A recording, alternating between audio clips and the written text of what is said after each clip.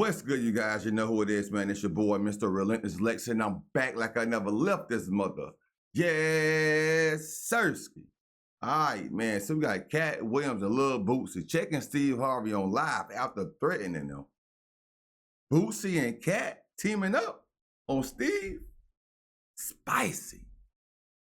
See Katt Williams bring the heat with explosive accusations against Steve Harvey. Harvey tries to play it cool, but can't resist firing back. Meanwhile, rapper Boosie joins Team Katt, and even Bernie Mac's daughter gets involved. It all started decades ago with the legendary kings of comedy, Harvey, Bernie Mac, Thr3atening, and DL Hughley. Massively successful on stage, but behind the scenes, not so much. Especially between supposed alphas Harvey and Mac. Now fellow funny man Katt Williams is spilling all the tea, claiming Harvey was jealous of Bernie and tried to undermine him. But Harvey says Bernie denied it before his death. Is someone lying? Fast forward to today, where Katt lights up Harvey again in a wild interview. Harvey vaguely claps back on social media, and Boosie jumps in to defend his man Katt. This beef ain't dying down anytime soon. With big egos and bigger laughs at stake, it's about to go down. Let's dive into the drama. The comedy world was rocked when Katt Williams gave a bombshell interview on Club Shay Shay with NFL legend Shannon Sharpe earlier this month. Williams held nothing back, spilling piping hot tea on the biggest names in comedy, including Kevin Hart and Tiffany Haddish. But he saved his harshest attacks for actor, TV host, and relationship expert Steve Harvey.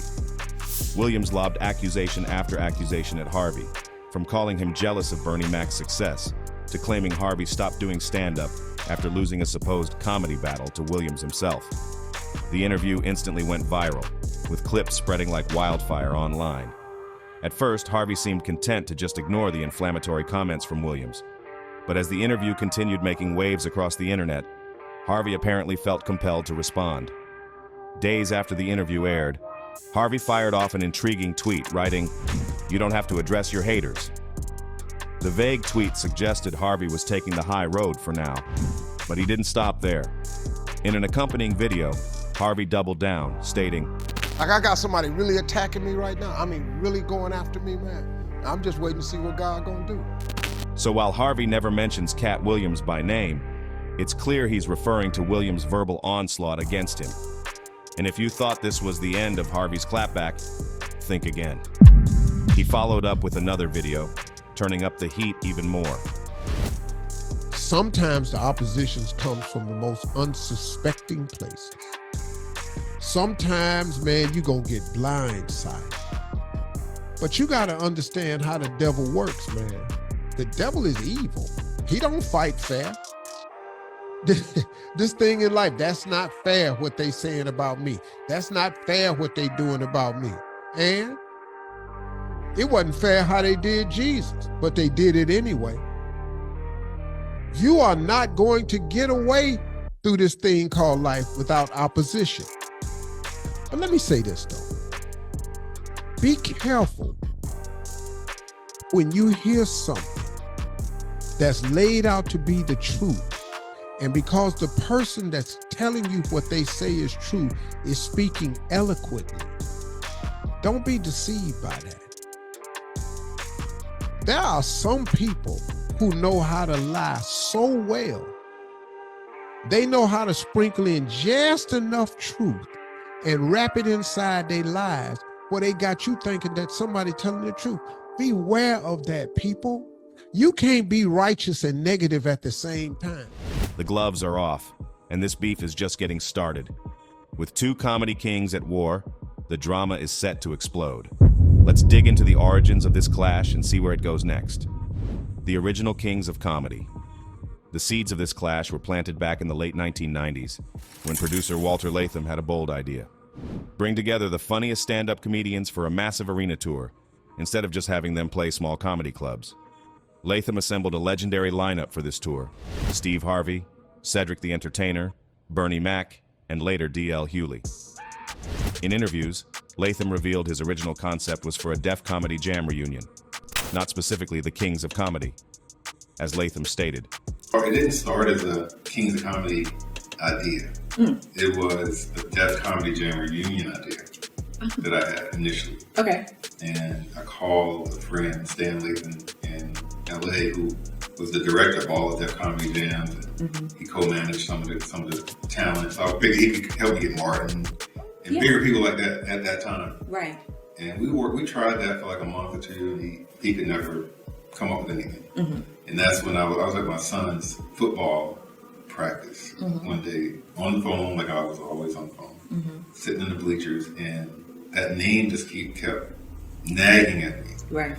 And I didn't know what to do with it. Okay. So I always could count on Bernie to do what he does. So I called him first, called his people first. Gotcha. He was like into it immediately because at that time, if you read his book, he was kind of at a crossroads with his career. He didn't know what was going to go on with his career. And I called Cedric because I was doing all of Cedric's dates up to that point. Gotcha. I was his promoter. Okay. And I called Steve because I saw him on a HBO special. I had never seen him do comedy. Oh, wow. Saw him on an HBO special with his yellow suit. And I was like, hey, he could be a good addition. Right. And so I called him last. Okay. But I had the other two, got him. That's right, because D.L. Hughley was It was not. another person. Okay, got it. A lot of people don't know that. So. Right. The tour became a phenomenal success, grossing $37 million from packed audiences excited to see these comedy titans together. It spawned a Spike Lee film that doubled the box office haul. Various spin-offs kept the franchise going strong, but behind the scenes, tensions were brewing between two of the kings, Steve Harvey and Bernie Mac. Though they killed on stage together, off-stage their competitiveness created a rift. After the tour's wildly successful 2-year run ended in 1999, there was discussion of reuniting for another round. Instead, the comedians went their separate ways. In particular, Harvey and Mac carried lingering animosity that prevented a reunion. In 2018, D.L. Hughley commented on the failed reunion attempt and touched on the tension between Steve and Bernie. We were all excited, and the next day it didn't happen. And essentially, Bernie, felt like he didn't want to do it anymore. He was on his own path, and Steve. So, nothing like that ever happens or doesn't happen for a reason. So I was disappointed, but I understood that, those kind of things happen. Steve at one point was, uber successful, and then Bernie started to, because he didn't ever think he would get the opportunity he got. But once he did, America loved him, like we all kind of knew they would. And he decided to go a different way.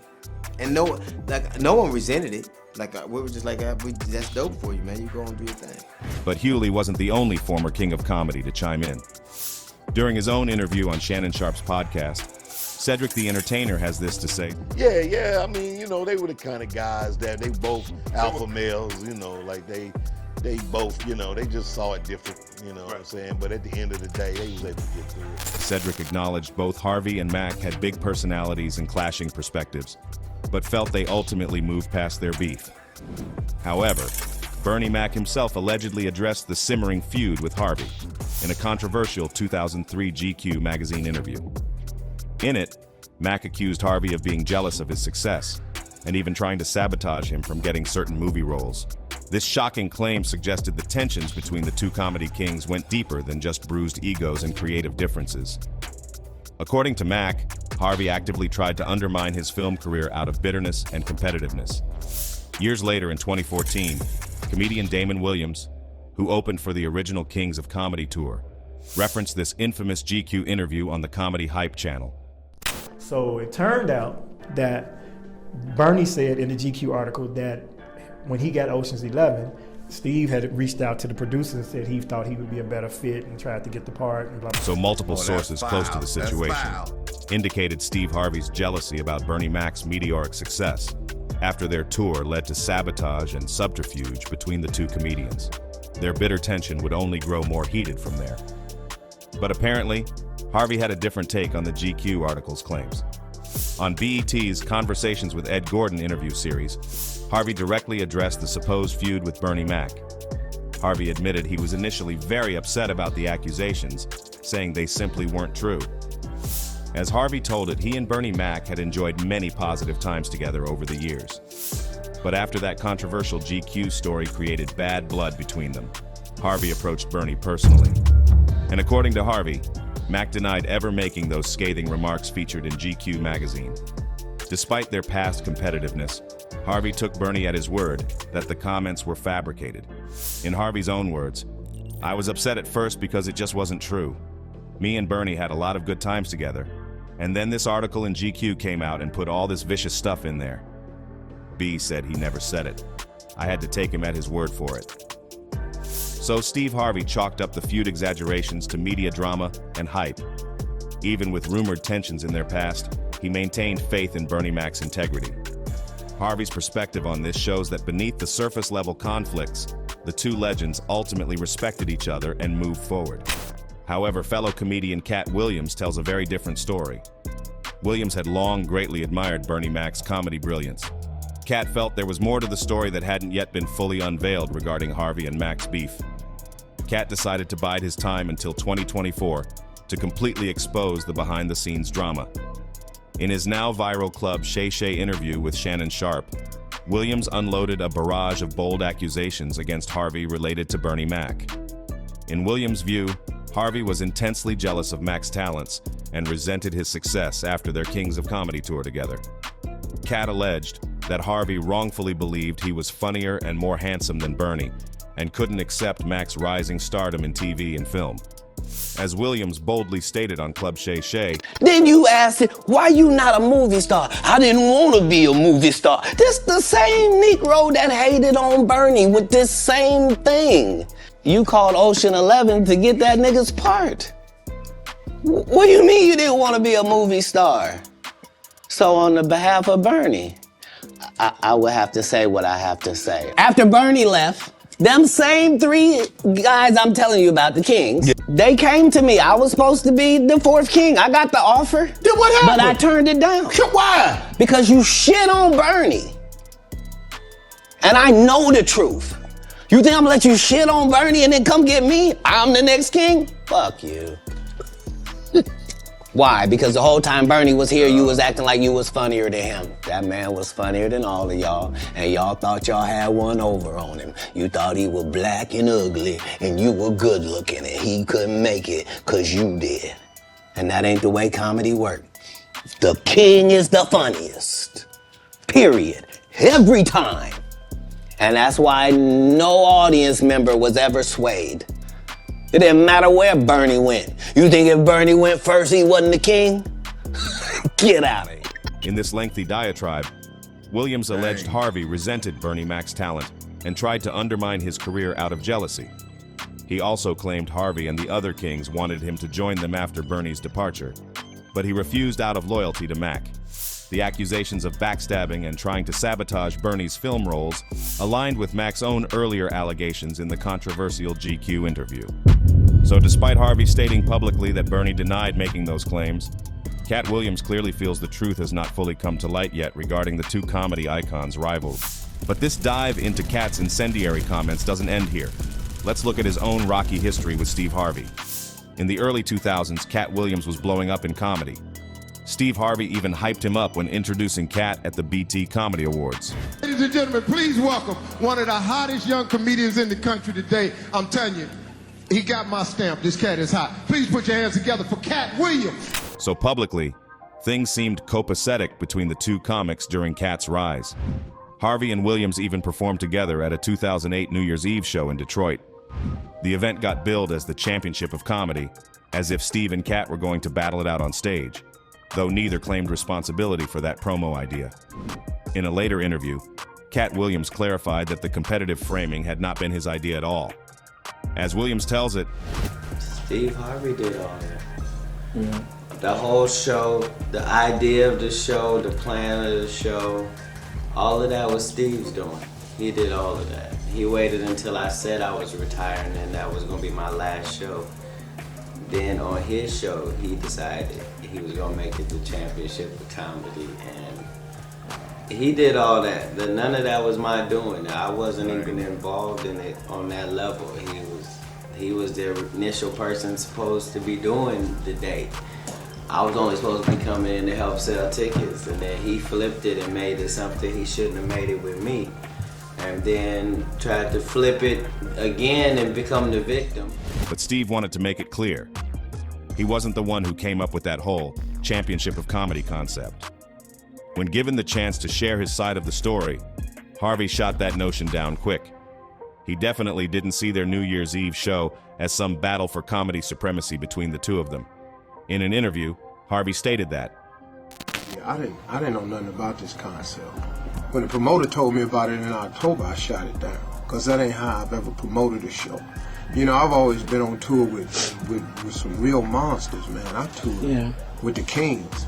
You know, I've been on stage with Sid, DL, and Bernie Mac at the same time.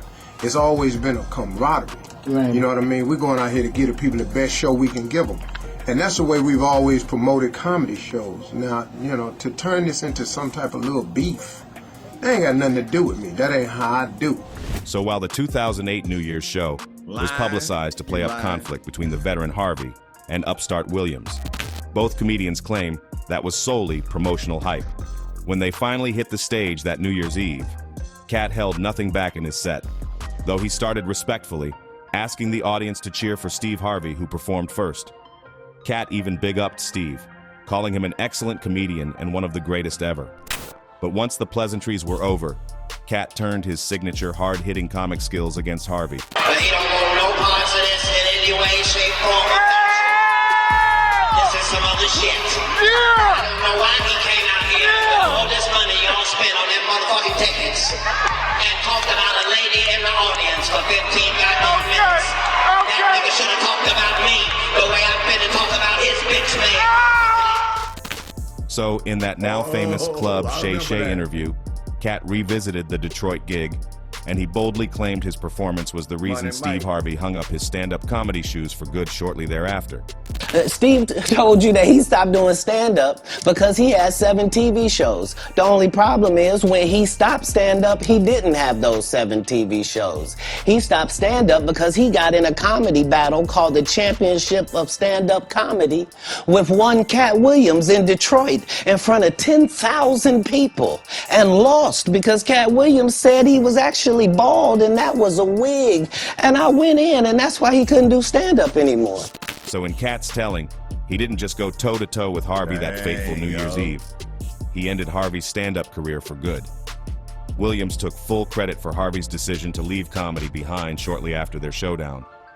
Whether or not that's the actual truth, Katt clearly relished the opportunity to recount his epic battle with Harvey years later. While Steve Harvey and Katt Williams have clashed both on and off stage, another player in this drama is controversial rapper Boosie Badass. Boosie has tremendous respect for Katt Williams, and he was quick to stand up for Katt after the shocking Club Shay Shay interview. During an Instagram live session, Boosie made it known he wouldn't tolerate any disrespect. Man, I ain't got nothing to say about the Katt Williams situation. I don't know about nothing about that. I know he a real nigga to me. Like I say, bro, I came home, I ain't had nothing to man.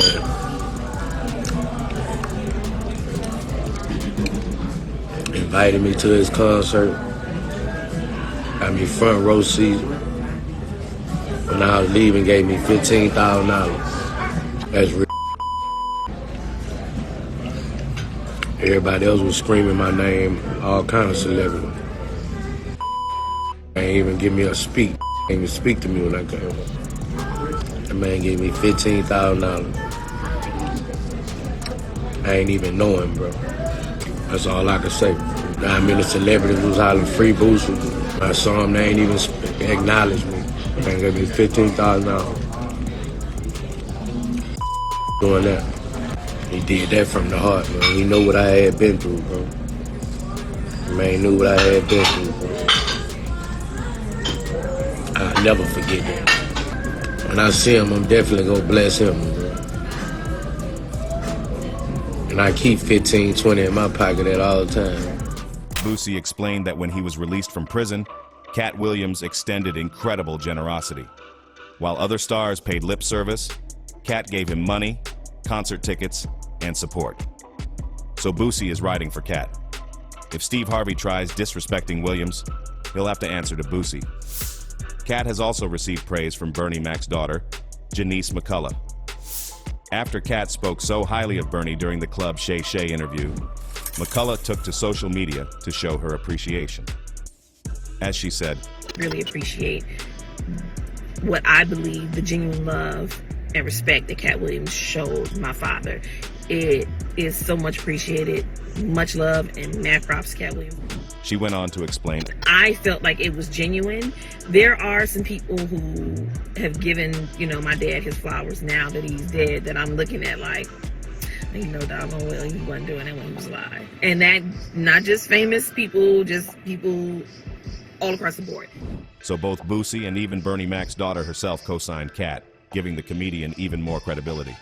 And there it is, folks. The crazy saga continues between Katt Williams, Steve Harvey, and now even Boosie.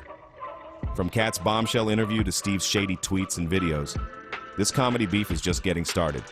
Behind the scenes, comedy ain't always laughs. Big egos, rivalries, and strange alliances bring some drama too. Stay tuned for the next episode of this ongoing comedy telenovela. Make sure. Man, oh man. So, bro, one thing about being a real, genuine person, you can't fake real. You cannot fake real, man. And for Katt to give Boosie front row seats, tickets, for him and his family. And Boosie said he didn't even know. Man, yeah, Boosie said he didn't even know Katt at the time like that. Katt gave him and his family front row seats and gave this man $15,000 because he knew what Boosie was going through.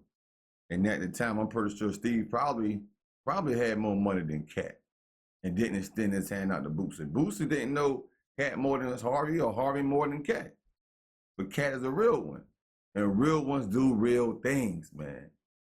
You can't fake real. You can't fake real, man. All right, so hope you guys enjoyed that video, man. Once again, it's your boy, Mr. Relentless Lex, man. We're on the road to 100,000 subs. Make sure you comment, liking, and subscribing to the channel only if you like the content. We're trying to get that plaque right up there, bro. And I'm going to keep saying that until we get that plaque up there. You dig?